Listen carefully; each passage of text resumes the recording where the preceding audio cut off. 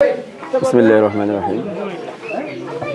সম্মানিত ভিউয়ার্স, আমরা দেখতে পাচ্ছি আজকের এই হবিবপুর আশিগড় দুলাপুর আমাদের এখানে ইফতার মাহফিল আয়োজন করা হয়েছে।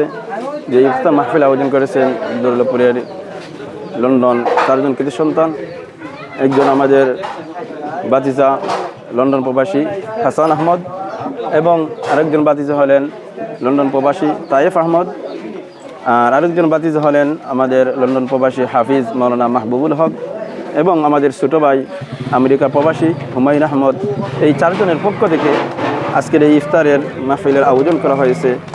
এই ইফতার মাহফিলের উদ্দেশ্যই একটাই, তাদের উদ্দেশ্য যে আমাদের পাড়া প্রতিবেশী ভাই বন্ধুবান্ধব এবং আত্মীয় স্বজন যারা আছেন এবং বাড়ির সবাইকে নিয়ে একসাথে ইফতারের আয়োজন। এটা একটা সৌন্দর্য।